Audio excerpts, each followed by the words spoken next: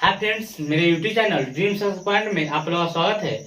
दोस्तों, आज हम लोग देखने वाला है माध, मधिका, बहुलक और परिसर। ठीक है, पूरा इसका शॉर्ट वाला देखेंगे, माध, मधिका और बहुलक और परिसर। ठीक है, एक हम देखिए माध। माध वाला फॉर्मूला होता है कि संख्याओं का योग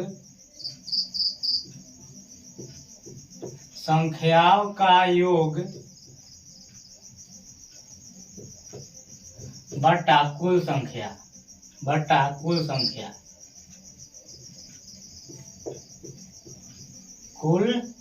ठीक है।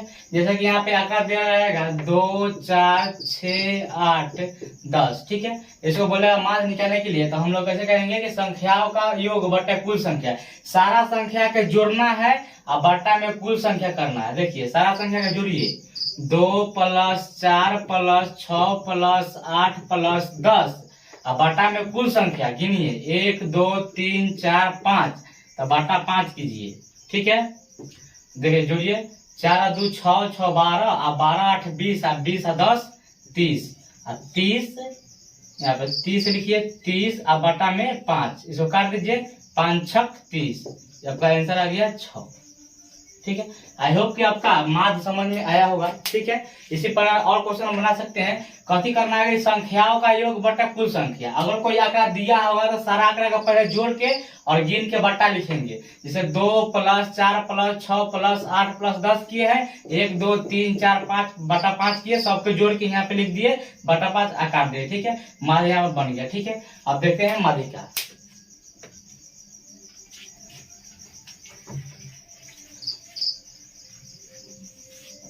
माध्य हो गया आपका, अब देखते हैं माध्यिका।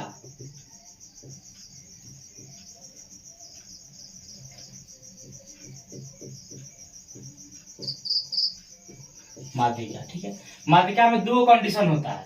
माध्यिका में दो कंडीशन होता है सम संख्या के लिए, सम संख्या। ठीक है, सम संख्या के लिए अगर सम संख्या आ जाए तो फॉर्मूला आएंगे n/2a, n/2a। ठीक है, एक होता है विषम संख्या।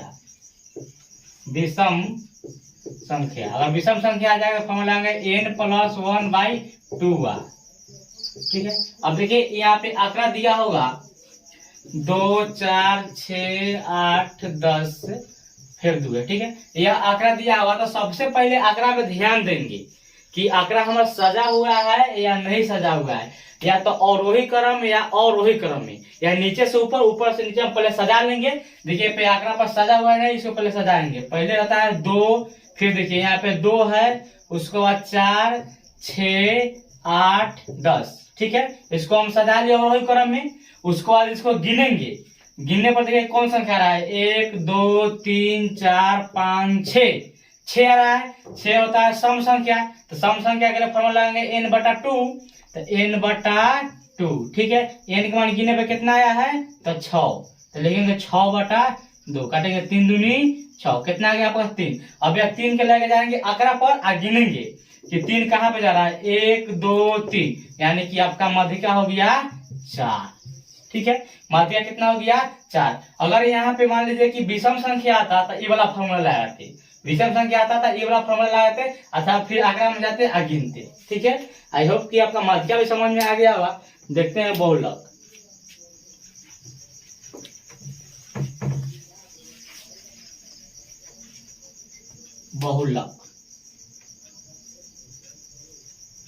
बहुलक सबसे इजी होता है। ठीक है, अगर यह आंकड़ा दिया होगा, मान लीजिए कि 3, 3, 4, 4, 6, 6 और 3, 3 है। ठीक है, मान लीजिए कि आंकड़ा दिया हो तो यह ध्यान देंगे इसमें कि अगर आंकड़ा में कौन संख्या बार बार रिपीट हो रहा है, अगर एक ही संख्या बार बार रिपीट हो रहा है वही बहुलक कहलाएगा। देखिए यहाँ पे देखिए 1, 2, 3 2 है, 2 है, 4 3 है। ठीक है, और 4 2 है और 6 2 है, यानी कि देखना है तो बार बार 3 रिपीट हो रहा है, यानी कि आपका बहुलक हो गया 3। ठीक है, यह सबसे इजी होता है। अगर देखेंगे आंकड़ा में देखने के बाद जो संख्या बार बार रिपीट हो वही बहुलक होता है। ठीक है, यह समझ में आ गया होगा।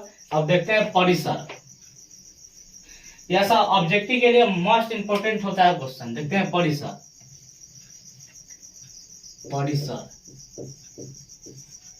अब परिसर में कुछ नहीं करना है। अगर कोई आंकड़ा दिया होगा, आंकड़ा दिया हो तो सबसे आंकड़ा में 12 वाला मान लेंगे, और 12 वाला मान लेने के बाद सबसे छोटा वाला मान लेंगे, और दोनों के घटाने पर जो अगर आंकड़ा में मान रहा है वही आपका परिसर होगा। यहाँ पे देखिए, अगर मान लीजिए कि 2, 4, 6, 10 और मान लीजिए कि 8 है, 8 है, तो बोलेंगे कि सबसे पहले 12 वाला मान उठाना है। इस आंकड़ा में सबसे बड़ा का मान खोजिए, तो सबसे बड़ा का मान 10 है, और सबसे छोटका मान खोजिए, तो सबसे छोटका मान 2 है, तो 2 माइनस करेंगे। अब घटाने के बाद कितना आएगा? 8। देखिए यहाँ पे, यानी कि 8, ठीक है, ये 8 आ रहा है, यही आपका परिसर हो गया, इसका आंसर बन गया 8। ठीक है, जो बारका में से छोटका घटा के जो आ गया आंकड़ा में वही आपका परिसर होगा।